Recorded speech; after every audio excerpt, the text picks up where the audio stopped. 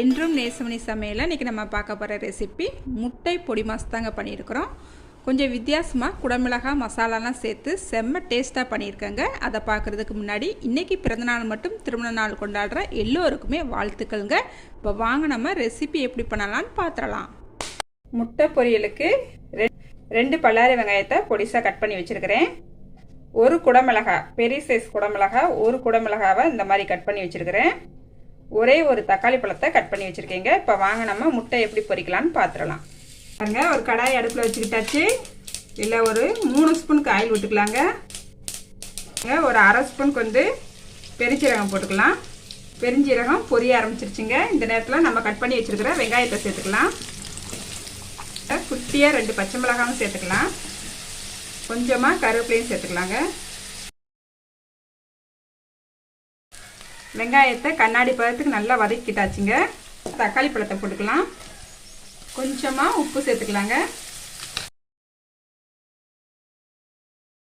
பாருங்க, தக்காளி இந்த அளவுக்கு மசிஞ்சு வந்தால் போதுங்க, ரொம்ப மசிய தேவையில்லை.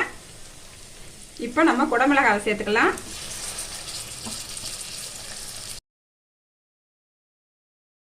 குடமிளகாவை சேர்த்து 1 நிமிஷம் நல்லா வதக்கிக்கிட்டாச்சுங்க. இப்போ நம்ம மசாலா பொடியை சேர்த்துக்கலாங்க. அரை ஸ்பூன் மல்லித்தூள், அரை ஸ்பூன் சீரகத்தூள் சேர்த்துக்கலாம். 1/4 ஸ்பூன் மஞ்சத்தூள் சேர்த்துக்கலாம். அரை ஸ்பூன் வத்தப்பொடி சேர்த்துக்கலாம். நல்லா கலந்து விட்டுக்கலாம். தக்காளி வேகிறதுக்கு உப்பு சேர்த்தோங்க. குடமிளகாய் சேர்த்தா பிறகு கொஞ்சம் உப்பு சேர்த்துருக்குறோம். குடமிளகாவும் ரொம்ப வெந்துடக்கூடாதுங்க. ஒரு 70% தான் வேகணும். அந்த அளவுக்கு வேக வச்சு எடுத்தால் போதும். பாருங்க, குடமிளகாய் சேர்த்து ஒரு 2 நிமிஷம் ஆயிடுச்சுங்க. இப்போ முட்டையை உடச்சி ஊற்றிக்கலாம்.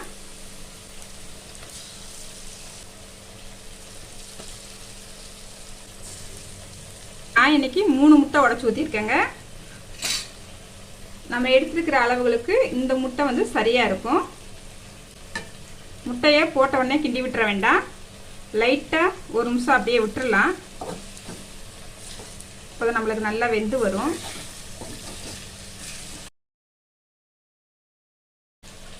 பாருங்க, இப்போ முட்டையை கிண்டி விட்டுக்கலாம்.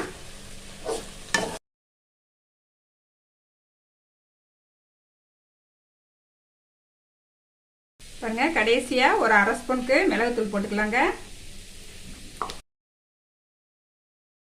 இந்த மாதிரி முட்டை பொரியல் நீங்க செஞ்சு பாருங்க, அப்புறம் சொல்வீங்க அவ்வளோ டேஸ்டா இருந்துச்சுன்ட்டு. பாருங்க, இந்த முட்டை பொரியல சாம்பார் சாதம், ரச சாதம், தயிர் சாதம் எல்லாத்துக்குமே வச்சு சாப்பிடும் போது அவ்வளோ ஒரு டேஸ்டா இருக்குங்க. அதே போல சப்பாத்தி சாப்பிடும் போது இதை ஸ்டஃபிங்கை வச்சு சாப்பிடும் போது சும்மா டேஸ்ட் பிச்சுக்குதுங்க, அந்த அளவுக்கு இருக்குங்க. பாருங்க, எவ்வளோ சூப்பராக இருக்குன்ட்டு வாசம் சும்மா ஜம்முன்னு வருதுங்க. மிஸ் பண்ணாமல் நீங்களும் இது போல் செஞ்சு பாருங்க. இப்போ கொஞ்சமாக மல்லிச்செடி மேலே தூவி விட்டுக்கலாம். அடுப்பு ஆஃப் பண்ணிக்கலாங்க. நம்மளுக்கு முட்டை பொரியல் சூப்பராக ரெடி ஆயிடுச்சுங்க. இது போல் நீங்களும் உங்கள் வீட்டில் செஞ்சு பாருங்கள். செஞ்சு பார்த்துட்டு எப்படி வந்துச்சுன்னு கமெண்ட்டில் சொல்லுங்கள். லைக் பண்ணுங்கள், ஷேர் பண்ணுங்கள். மறக்காமல் என்னுடைய சேனலை சப்ஸ்கிரைப் பண்ணிக்கோங்க. அடுத்த ஒரு ரெசிபியில் பார்க்கலாங்க.